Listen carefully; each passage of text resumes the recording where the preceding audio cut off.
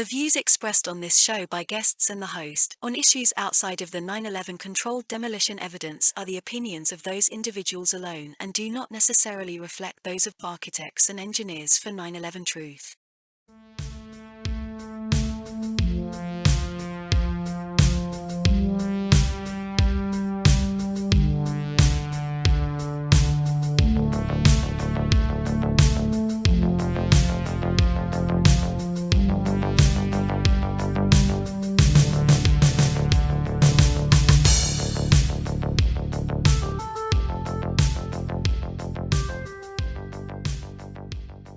All right, welcome, ladies and gentlemen. This is 9/11 Freefall. I'm the host, Andy Steele, and today we are joined by Gene Johnson. Gene is a project due diligence volunteer. He has a BSME and 30-plus years experience as a construction and mining engineer, designing and working with heavy machinery and open pit mining where explosives are used. He's a signatory to AE 9/11 Truth's petition calling for a new investigation into the destruction of the three towers that fell on September 11th, and he just gave another presentation on behalf of Project Due Diligence. We're getting a lot of them here lately, and we can't, feature all of them, but we do tell you about it when we can. So let me go ahead and bring Gene in here. Where is he? There he is. Gene, welcome back to 9/11 Freefall. Happy, glad to be back, Andy. Yeah, and it's the first time you're on video. It's almost like a reboot of the whole show since we've been doing this. So I'm going to start a little bit from square one, not too much, but it's enough to get the audience familiar with you if they haven't listened to your previous audio interviews. Tell us more about your engineering background and what you did in those decades of experience. Oh, well, with the construction and mining group, I had a responsibility both domestic and international. I actually lived for 2 years in Peru. Some of the customers that I had down there were Southern Peru Copper and Cerro de Pasco.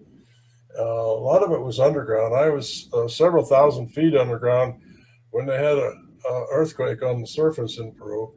So that was kind of an interesting thing because we were getting information on the telephone that they were having a bad earthquake, and down at 2,000 feet below the surface, we didn't even notice it. But we were boring tunnels, drilling, blasting drifts into the mining, and then excavating the ore out. That was my experience in Peru. But then I had worldwide responsibility for some of the equipment. The drilling equipment. It brought me into the area of failure analysis. A lot of it was education of how to use the products and service the products.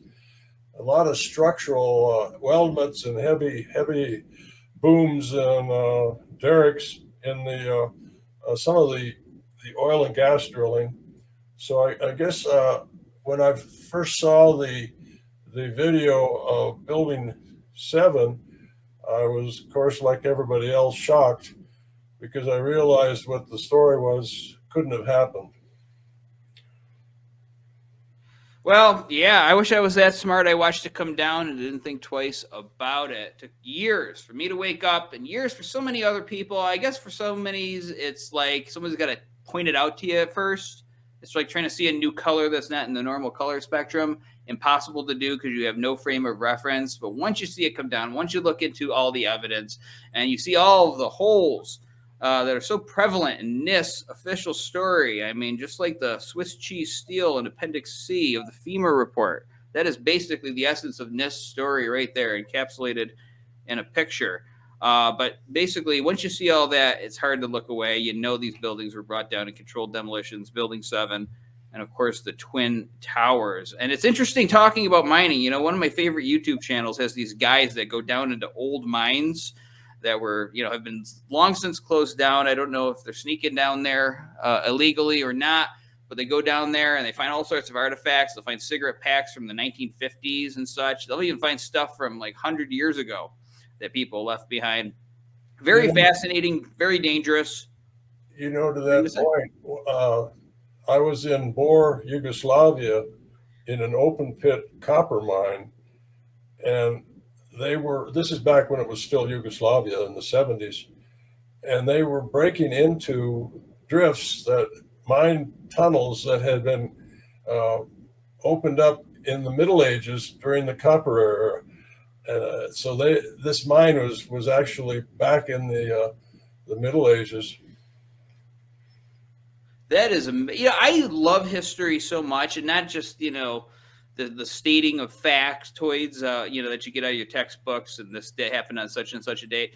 Don't care so much about that, but it's just the idea that people actually lived here on this planet so many years ago. And now with the internet, at least as long as the internet stays active and not shut down, then, people are sort of memorialized or remembered through their Facebook pages and all of that. But 500 years ago, people lived and died and nobody knew who they were. And to this day, all the people that knew them are gone, but there they were, and they had day-to-day lives. That's even more interesting to me than the greats of history, the people who conquered nations and did all these things. I'm more interested in them, the peasants who were carrying potatoes from one town to the other, and just how they got through their days. So probably finding those artifacts gives you a big insight into your ancestors and all of that. So remind our audience just really quick what PDD is all about. What's the mission of Project Due Diligence? Well, not sure, Andy. What was that?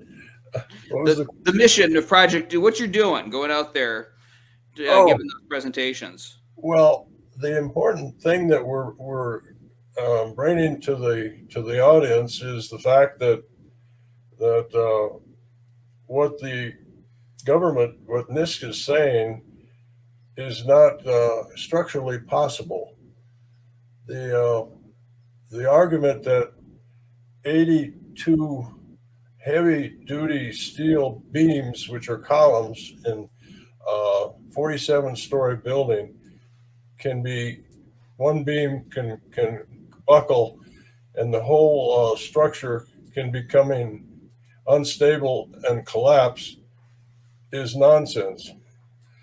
What NIST is trying to say is that office fires were able to heat beams strong enough to be able to push a girder off of its seat, exposing a long section of a column, which became structurally unstable.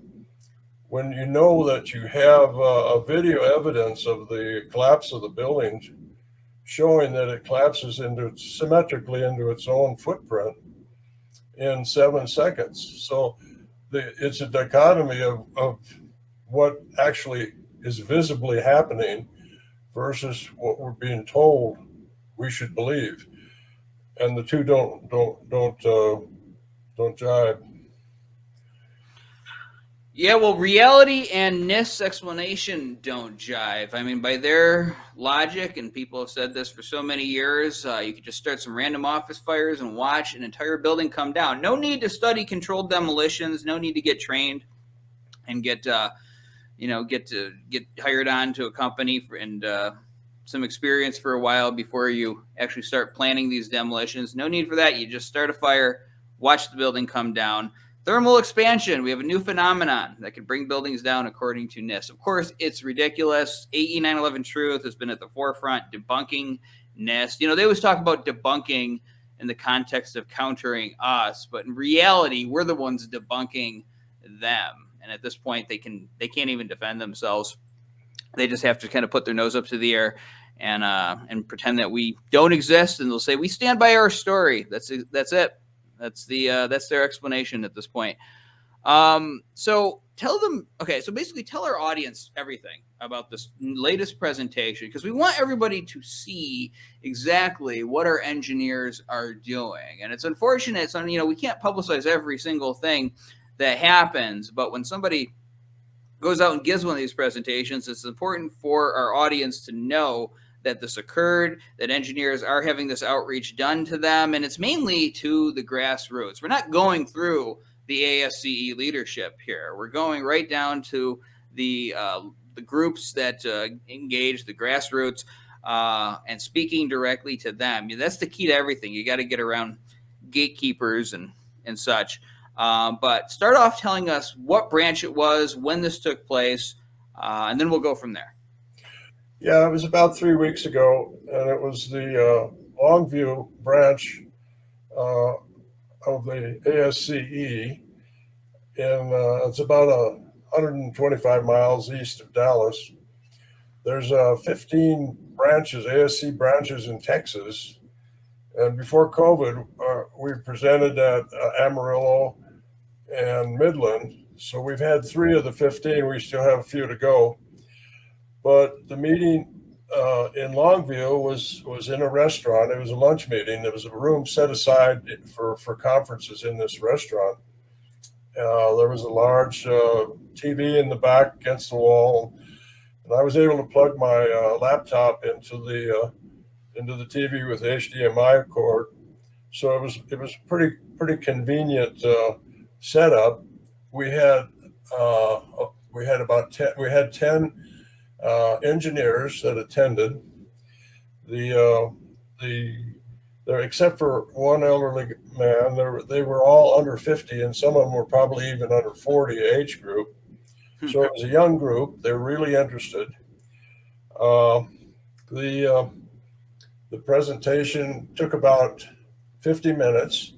I had some handouts. I handed out information on project due diligence, on the organization, which is architects and engineers.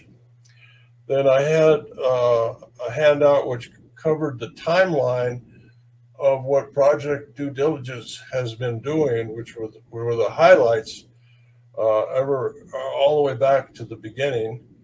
And then finally a survey sheet that they could fill out for us. So the group was unaware of Building 7, and I don't think they were aware of architects and engineers. So I started the presentation with an introduction. What I started with was that A&E Architects and Engineers had been founded in 2006. It was founded by Richard Gage, an architect. And today, the group have over 3,500 plus architects and engineers who have signed a petition demanding a new investigation, demanding a new independent investigation in regard to the collapse of the 3 buildings, the Twin Towers and Building 7. And that NIST was given the responsibility, NIST, National Institute of Standards and Technology, was given the responsibility to determine the cause of failure for those 3 buildings. NIST published a 10,000-page report in 2005 on the Twin Towers and a 1,000-page report on Building 7 in 2008. And those 2 reports have never been properly peer-reviewed. So what the engineers have done at A&E is to study those reports, and in that process they have uncovered or discovered serious errors and omissions. And what they've done with that information is put it into a slide format, and it's being presented to engineering societies all over the world. It's referred to as project due diligence. So that was my introduction. And I noted at that point that today in this meeting, we were going to be peer reviewing the NIST report that was responsible and it covered the collapse of Building 7. So I said I had a series of slides, and my first slide was going to be a video of the collapse of the building that had been put together by the A&E group. And it's a brilliant presentation. And I want you to think, and the audience to think about what your experience was when you first saw the collapse of the building, because there's going to be a group of people or engineers that are going to suddenly be exposed to something that's unimaginable, really, the collapse of this building. And the video is really creative because it's a collage of 8 different clips of the video collapsing, taken from different perspectives. It doesn't last very long, but there's an audio that goes with it, which bring in 5 different people making comments, people who actually were on the site at the time it was happening. So these are the people that are telling us what they're seeing when it's happening. So I took the time to transcribe that information, and I want to go through it kind of in detail here, and I'm going to quote the comments that these people made, and make some comments of my own as we go through it. The first commentator was, or the first speaker on this top of this, the audio in this video of the collapsing of the buildings. Well, before I go there, I wanted to mention too that I started to say it earlier, but think about what your impression was at the time that you saw that collapse of that building. And now think what's going on in this meeting with these 10 engineers who are going to see that for the first time. So it's if you were like me when you saw it, you were amazed and it was incredulous. But here's what Dan Rather said. Dan Rather was a mainstream media commentator at the time. He said, "It was reminiscent of pictures we have all seen before on TV when a building was deliberately destroyed by well-placed dynamite." Sorry about that. Oh, that's okay. I don't know. While you're ending that here, and I'm going to have you continue, but I just want to make the point here because you've got 10 engineers who've never heard of Building 7. Of course, you have an event like this, even if you believe the official story, it seems like they should know something about it or have heard about it, but they don't. So that's why when the other side comes out and says, oh, you've only got 3,500 architects and engineers, it's so disingenuous for them to make that argument because it's not like the public is all that informed about this third building or about any of the real facts around September 11th, other than, the boogeymen hated our freedom. So, because we've done our job to try to get it out there, but we don't have the resources of CNN, MSNBC, Fox News, or anything like that. So for what we are able to do and get people before these audiences, and generally, usually when you make these presentations, most people end up agreeing with us in the end. It's like, it's like when somebody first invented penicillin. Now you might have some people on the outskirts of these small farm towns and such, who have never heard of it before. So it'd be like saying, oh, it doesn't work because these doctors don't agree with you. Well, if they've never heard of it before or looked into it, then of course, then they're not going to have an opinion at all. So it's so disingenuous when they make that argument and so easy to shoot down. Just wanted to get that in there. Please continue. Yeah, sorry about that. That's okay. I want to go back to Dan Rather here. Mm-hmm. He said, to repeat a little bit, it was reminiscent of pictures we have all seen before on TV when a building was deliberately destroyed by well-placed dynamite to knock it down. Now, the thing about that is, this is the first day, and that's the only day that mainstream media covered the collapse of Building 7. It went dark after that. That's why nobody knows about it.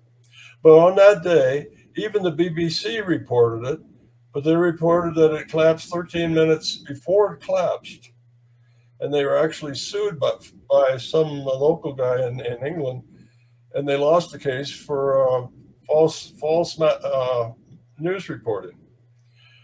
The point there is how would anybody know that a steel high-rise building was going to collapse because of fire when none had ever happened before?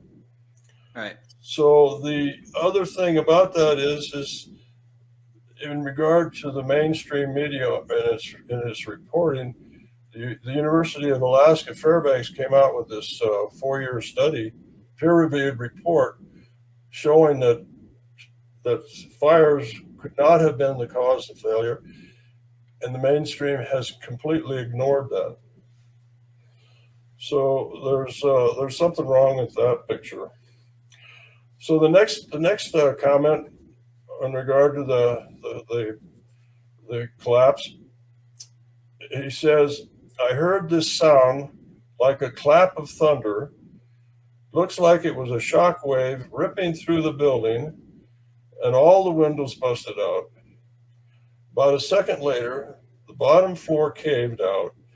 Then the building followed after that, and we saw the building collapse down all the way to the ground." Now, this is somebody that was there that is describing what he saw. And that's these are the best explanations of what's probably going to happen, most realistic before the noise gets put into it all. But what he said is it sounded like a clap of thunder. And NIST's prime inspector, or what's his name? Cheyenne Sunder? Cheyenne Sunderer. He's the guy that was responsible, the NIST guy that was responsible for handling the 9/11 information. So another one is, I turned to see what looked like a skyscraper implosion. It looked like it had been done by a demolition crew. The whole thing just fell down on itself. And here was another one. There are 5 of these. I'm on 4. It was almost as if it were a planned implosion. It just pancaked. Now here's one that we're going to have to build on here because it's really important. It's a question. One person's asking another person a question. Did they actually use the word brought down? And who was telling you this? And the answer, the fire department, and they did use the word, we have to bring it down. Now, that reminded me of a quote from Larry Silverstein when he said, we're going to pull it. And I'll get to the whole quote in a minute. But Larry, you know more about Larry Silverstein than I do. Maybe you can elaborate on who he is. Yeah, he was the owner of the buildings that went down on that day, and I do know, I'm familiar with the quote that you're talking about. A lot of people have brought it up. Now, I'm not saying it's not valid because I mean it's something we got to pay attention to everything there. My thing is that you know, there's so much evidence of controlled demolition on that day, just from the physics and the buildings coming down, that you know, I look at that quote as very odd because he says, you know, the terrible loss of life, smartest thing to do was just pull it, and we watched the building come down. Well, you know, it's kind of a strange, I mean, let's just give him as much leeway as possible here, for argument's sake. It's a strange way to say it, to pull it, because if you're talking about the firefighters, which he later claims, wouldn't you say pull them, you know? And now somebody on the other side will say, well, he misspoke and all this, and you get into the semantics. So that's why I don't talk about it very often, but it's very strange that that he would use that terminology, and it's something that I definitely take note of. So I hope I didn't jump the gun there on it, but please continue. Well, I think what we have to make clear is that he was the owner of the building. Right. And he had insurance on the collapse of those buildings, the Twin Towers, and he was claiming two claims on his insurance because there were 2 airplanes, and he actually took it to court, and he wound up. The bottom line was he got $4.5 billion from insurance on those claiming. But here's the quote: "I remember getting a call from the fire department commander." Now that goes back to that previous quote we were talking about, telling me that they were not sure they were going to be able to contain the fire. And I said, we have had such terrible loss of life today. Maybe the smartest thing to do is to pull it. And they made that decision to pull. And we watched the building collapse. Now that for me, that's to pull it is a demolition term. I was aware of it for years because I was exposed to the demolition community. But to be able to say that we're going to pull a controlled demolition on a building in an afternoon is ridiculous. It's impossible to have an emergency control demolition because it's so complicated. There are so few organizations in the world that can do it, which would be a good way to start your investigation if you were going to investigate this, because it's a limited community that have this capability. And the University of Alaska's report explains how difficult that would be. What they did is they modeled the building, and then they continued to go through different scenarios to get the building to collapse in a way that you observed it on the videos. And the only way that they could do that was to remove completely, it was through a global collapse rather than the progressive collapse that NIST wants us to believe. But the global collapse requires that all of the columns be removed from 8 floors for this building to collapse down. Now, if you're going to design a system, or if you're going to be the person responsible for designing the system to bring the building down, think about all the things you'd have to know and do. So there's 82 columns in the building. And this is a 610-foot tall building. And these columns are massive. The actual column is an I-beam that weighs 730 pounds a foot. But the caveat is that some of those columns have been reinforced with 2-inch steel plate, 26-inch by 2-inch thick. And that adds another 350 pounds per foot. So now you have a column, some columns that weigh over 1,000 pounds per foot. And sure wouldn't be able to put that in your pickup, you know? But think about it in terms of somebody that has to go in now. First of all, you have to decide what explosives to use, and you have 2 variables. You got a 700-pound column, you got a 1,000-pound column. So you have to decide where they are, what kind of explosive you want to use to bring them down. Do you have to put an explosive on the ceiling and the floor, or can you just put one down there? So now you've got thousands of these explosive devices that have to be attached to these columns. And in the time, you have to, first of all, you got to design it, order it, buy it, deliver it, and then the people have to install it, and it has to work. You've all seen probably buildings that controlled demolition buildings that have not gone as planned. They've twisted and turned and tipped over. So it has to be done by experts, and it can't be done in an afternoon. So that's, I guess, the point to talk about there. Well, let me just add, too, when it comes to building structures, and correct me if I'm wrong, I'm not an engineer, but I've never heard of an emergency controlled demolition. Because I've heard people propose this. And years ago, I was debating with somebody about 9/11, all points of it. And he would match me on every point. When it came to Building 7, he said, well, that's probably just something we don't need to know about. And you can't get away with that because for the amount of work that it takes to bring that building down, you have to know ahead of time that something was going to happen, which brings up foreknowledge and all of those things.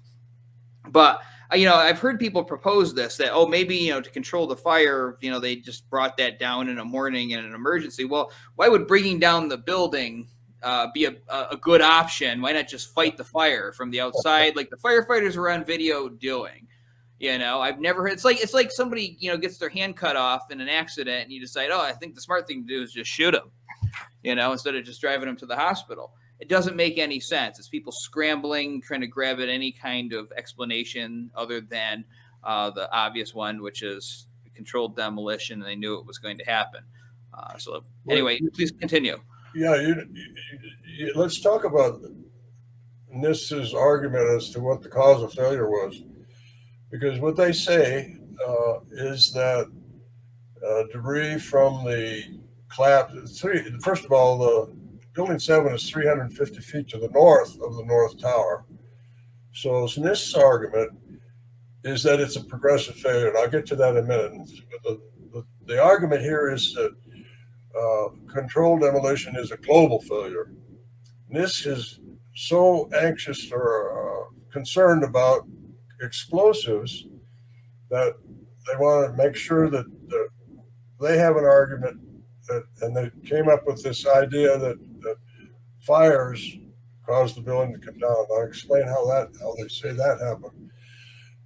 But the fire that they say got started because of debris falling from building the North Tower, set on fire office material in the 12th floor in the northeast corner of Building 7, and this fire raged for 7 hours. Here's something that was posted on their webpage.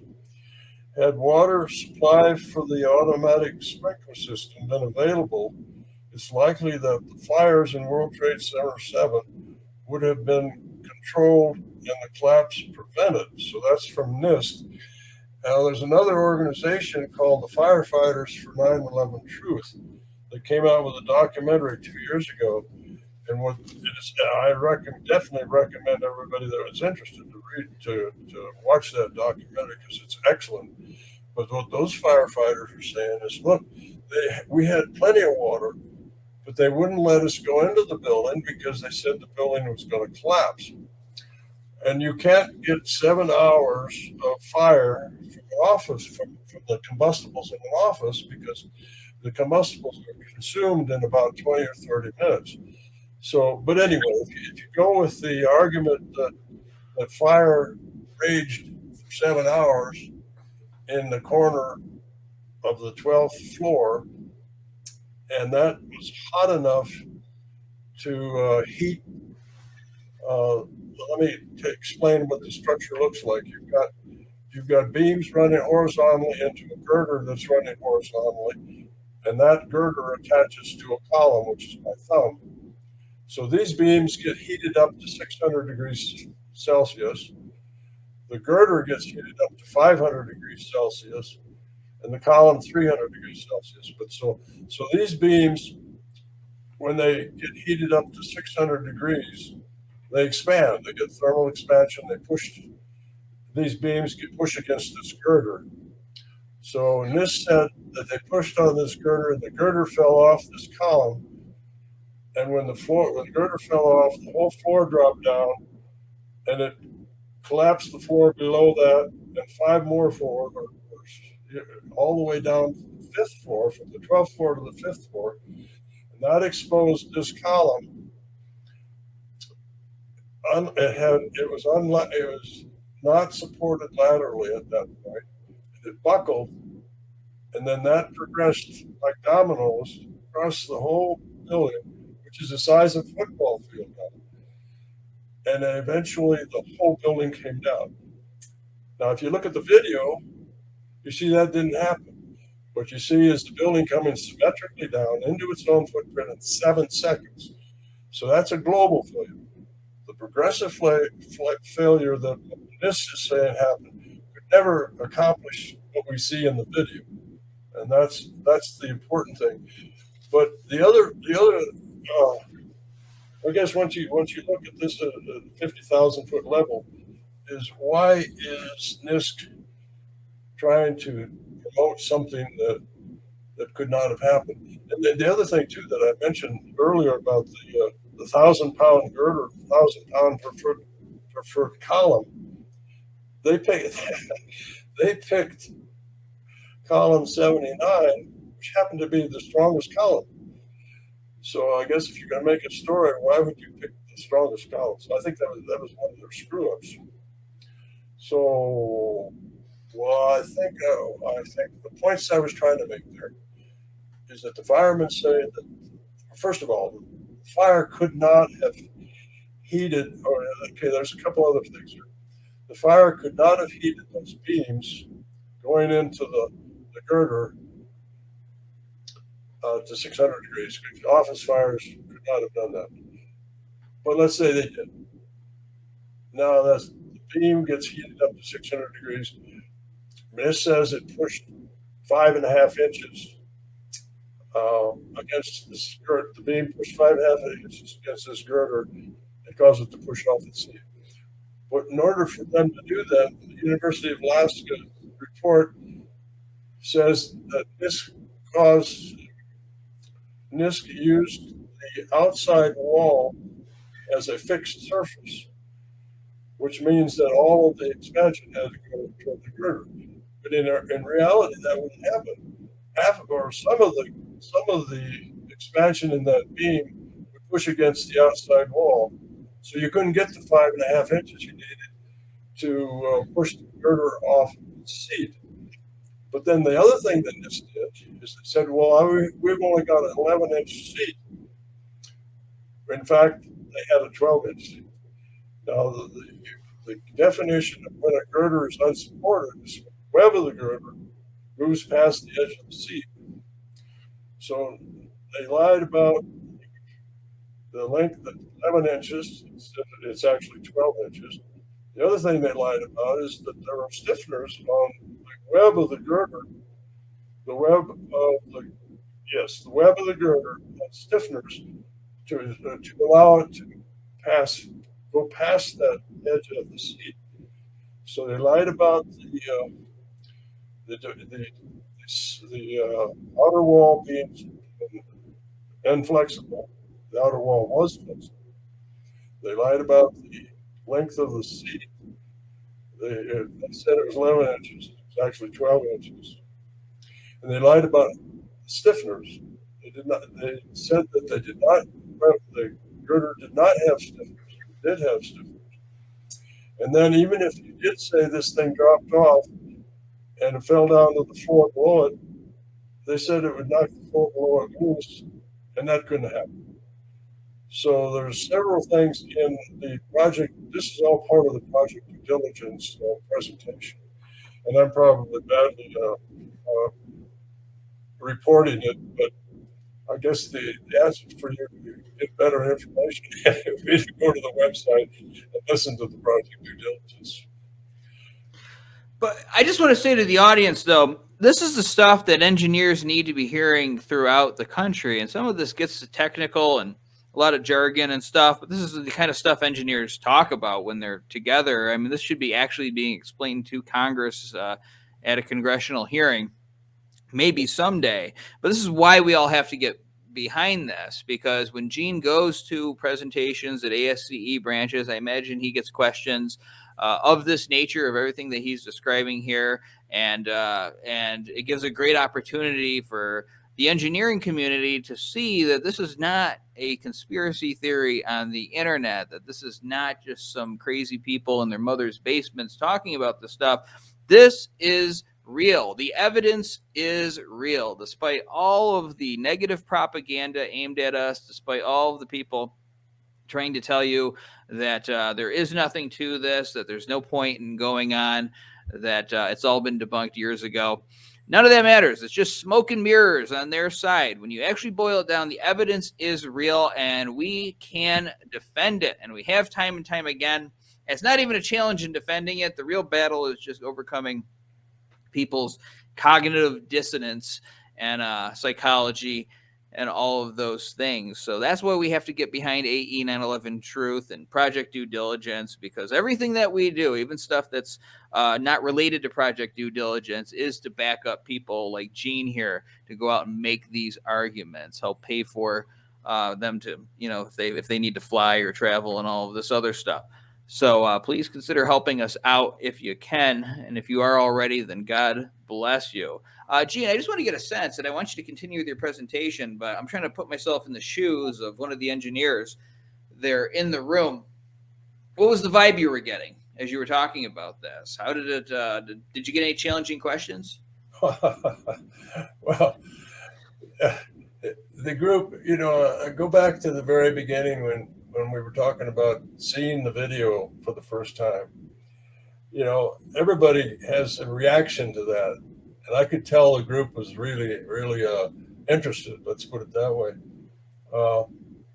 Yes, the very first question. Let's go back a little bit more to what happened before I go to the questions part, because if you remember, once the building collapsed, the trucks were lined up the next day almost to haul away all the debris. That was a crime scene. That was illegal for them to do that. If a plane crashes, they go pick up all the pieces and put it together, try to find out why the plane crashed. That's what they should have done with Building 7, or all of them, all three of them. But they didn't. And that was illegal. They didn't follow the correct procedures. And you have to ask her, well, why did they do that?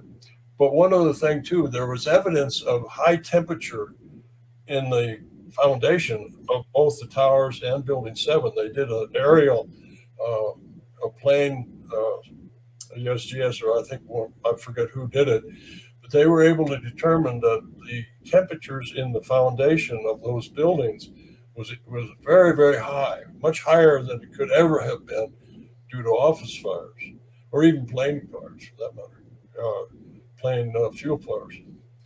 So then there was very little material that was set aside for inspection, but they did have a couple pieces that were just totally,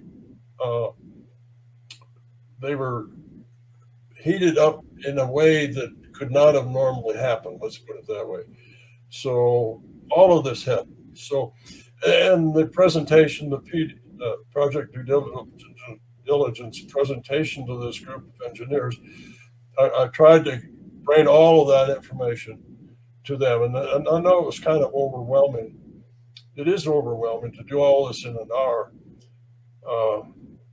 But back to your question, how did the group respond? I had two questions.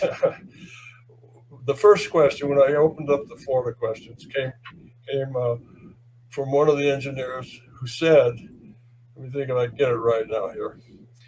Okay, he said, we know they lied. Now what are we going to do about it? And of course, obviously the answer was to sign the petition and support what we're doing with architects and engineers. So yes, the group was really agitated. And the very next day, I got an email from the branch contact who thanked me again. Actually, when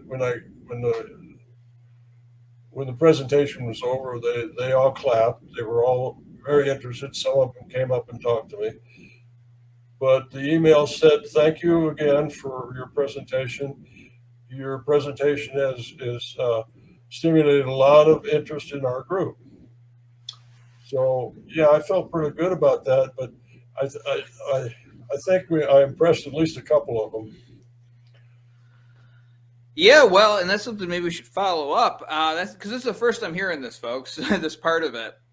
That is excellent. And that's the thing. Oh, yeah, you only have 3,500 architects and engineers, and nobody agrees with you. The world doesn't agree with you. No, the world doesn't know about this because the corporate media has failed. The engineering profession as a whole and your professional organizations, like the leadership of the ASCE. I'm not talking about the grassroots people. I'm talking about the leadership. You have failed. You have failed your constituents. You have failed the people of America. But when the engineers actually watch this, an overwhelming most of the time, I'm actually being cautious in saying that, but no, I mean, basically I'd say pretty much all the time, they are awakened. They agree with us. They want to, in this case, they're fired up. So what would happen if Gene was on TV talking about this? If he was on Good Morning America or Roland Angle, what do you think would happen across the country? Of course, the mainstream media is going to suppress all of this. Good God, they wouldn't know what to do with themselves. We'd have to wake up to the fact that they've been failing us for all this time. They'd have to find new jobs. That's what would happen if this was actually presented to all the people out there in the engineering community as a whole. That's why they have to try to suppress this everywhere that they can. And it is frustrating. I mean, I get frustrated too. We all do. When sometimes we'll get a presentation and then somebody behind the scenes steps in and gets it canceled. Or they'll say things like it's against our values, scientific inquiry. But when we get them through, and we're getting a lot of them now because we got a dedicated team of volunteers out there calling these people as part of their daily routine here. When we get them, we have success stories just like this. Let's talk a little bit about that because, when I say that, I'm talking about the ASCE leadership and some of the trouble we're having trying to get some kind of recognition of this or some kind of action on this. I mean, and previous, either it was a news update or a free fall, I can't remember because it all pretty much looks the same. But it was trying to get this paper published in their journal and all of the trouble that they're having and just getting it recognized and treated like a normal paper. What's your thoughts on this, Gene? All of the difficulty we run into on the national level. Well, yes, that gets back to the mainstream media not reporting. That staggers your mind. Why our news people aren't jumping on the fact that the University of Alaska released a 4-year study, a peer-reviewed report, stating unequivocally that fire could not have caused the collapse of Building 7.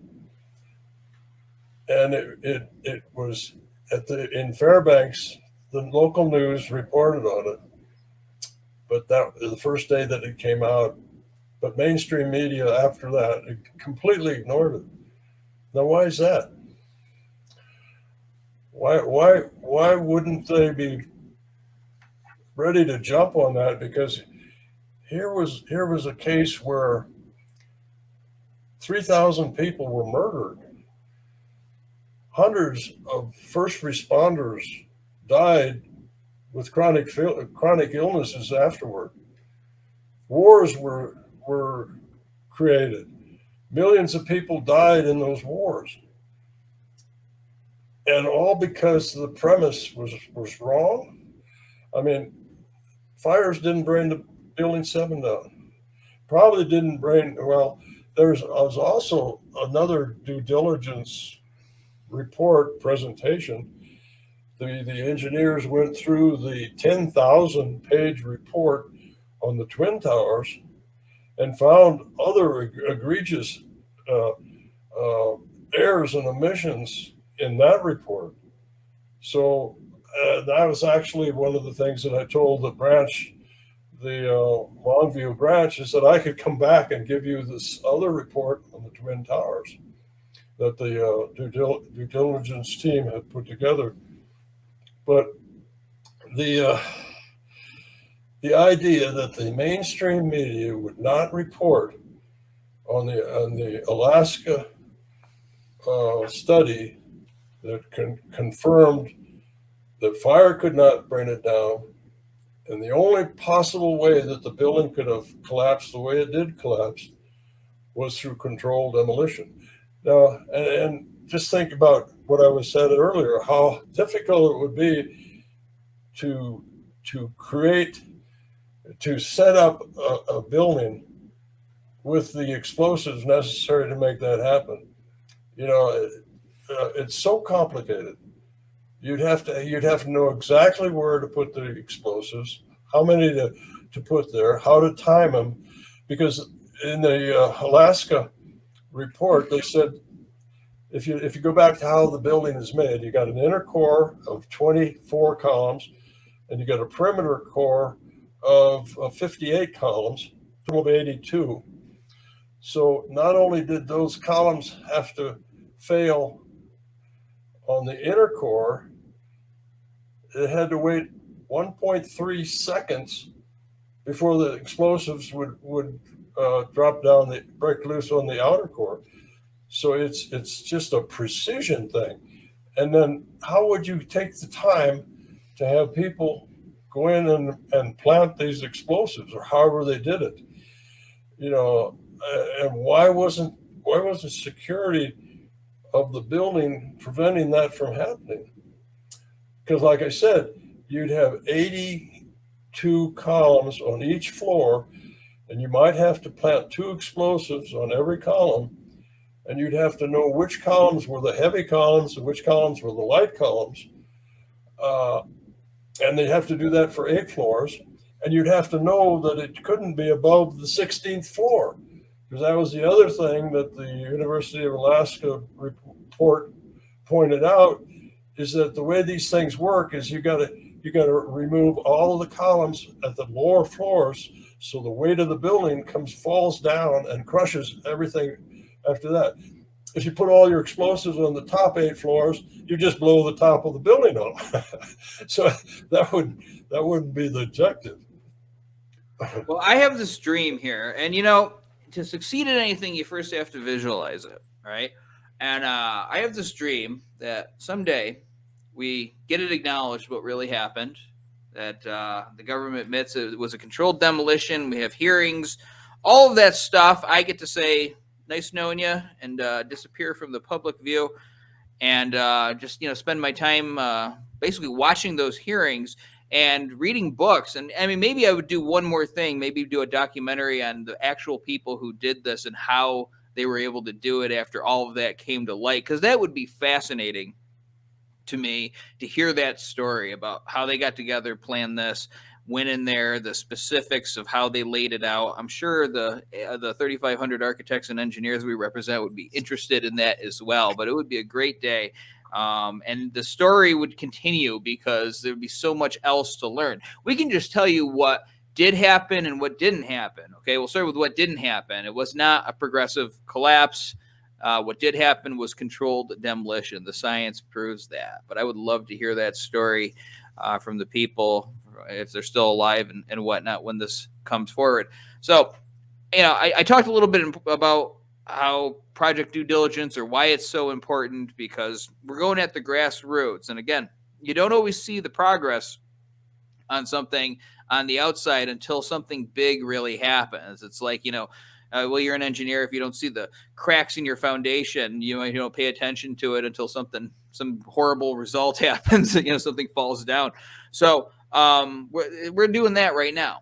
And we're continuing to send these people out. It's like an ongoing factory process that we have these people doing this outreach, or volunteers getting these presentations for them. So it's important to keep on beating the drum, because, you know, I'm not going to comment on outside issues, but you can see what's going on in the outside world. And it's like the country's tearing itself apart right now on both sides.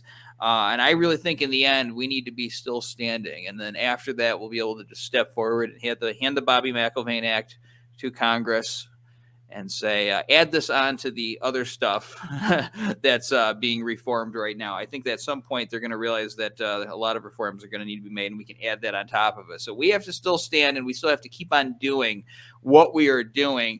And I know that they're threatened by AE 9/11 Truth, because, you know, we're obviously not the mainstream media telling you NIST's narrative, and we're also not out there saying that everything in the world is a conspiracy and, you know, discrediting ourselves. We're basically sticking to the science, and we keep on beating on the same drum. And, you know, it sounds like it's boring and everything, but it's actually a huge threat to the system. They don't like that we exist. They don't like that we don't take the bait on everything that comes around here to cause more divisiveness and problems and distractions. So that's why, you know, we're constantly under attack here, but that's why our work is so important, why we're going to keep on doing it and keep on doing it the same way, because I have no doubt in the end we're going to win. So those are my thoughts. That's me blustering on about why I think it's so important. I want to hear from Eugene. Why is it important that we keep on with PDD, and why our supporters should continue to support it?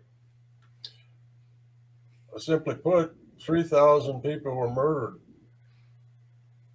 Thousands, millions of people died in wars. You know, I can't put that aside.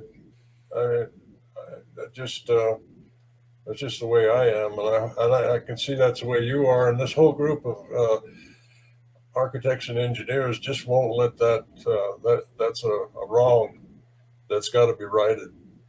So that's all I can say about that. But I'd like to mention one other thing. I mentioned it earlier about the firefighters for 911 Truth. You need to go there and watch their documentary. It's called Calling Out Bravo 7. Now there's a whole group of people they're included in that list of people that died because of chronic illnesses after breathing all of that contaminated air. They came to the same conclusion that fire could not have brought down 7, and that they were told not to go into the building because the building was going to collapse. It was being brought down. It was being pulled. That could never, nobody should have known that building was going to come down like that. No building has ever been brought down because of office fires. And the fact that it did come down means that then the explosives were in the building when it came down. It had been planted in the building ahead of time. You cannot have an emergency controlled demolition. It takes weeks and months of planning and the time to install it, just to buy the material to put it in there. You know how hard it is to get material. And the fact that it came down so beautifully means that the people that brought it down knew what they were doing. It didn't just come down and fall over. It came straight down in 7 seconds. Some of that was at a free fall, 2.3 seconds. It fell in free fall mode, which means that there was absolutely no resistance stopping it for 100 feet. That's the 8 stories, 8 floors that the University of Alaska came up with, because they had to do that same thing in their models to get it to look like the video. And I don't know. I really am proud of the architects and engineers for being persistent and taking up this cause, because it's a terrible thing that happened. It is. Now, I saw Calling Out Bravo 7, great film. A lot of good information in that, so I recommend everybody watch that too. I'm not sure, was it the firefighters for 9/11 Truth who made it, or was it another group? I don't know. Yeah, that's firefighters for 9/11 Truth, and their web page is ff911truth.org. Okay. Well, everybody can check it out. You should be able to find it, I think, on YouTube. I don't know. YouTube is censoring a lot lately, but you can go to dogpile.com and find a lot of the stuff if you know the title of it. So it's Calling Out Bravo 7. It's been around a while, but if you haven't checked it out yet, check it out. 2 years. To watch. 2 years. Yeah, so you can watch it this weekend if you haven't heard of it or seen it yet. A lot of good information in there. Gene, thank you so much for being available to do these presentations, to come on Freefall and talk about it, for all the information you're bringing to the table, and just for being you and doing what you do. Thank you. Yeah, I always feel like I could do a better job explaining this, and it never seems to come out right. Welcome to my world. So, thanks again, and folks, yeah, we'll just take Gene out there. And thank you again for watching 9/11 Freefall. Remember, if there's anything I can be doing better here on the show, let me know. Or if you want to say some nice things too, you can always do that. Go to ae911truth.org or 911freefall.com. But for my part, this is Andy Steele saying I'll see you next week. Bye-bye.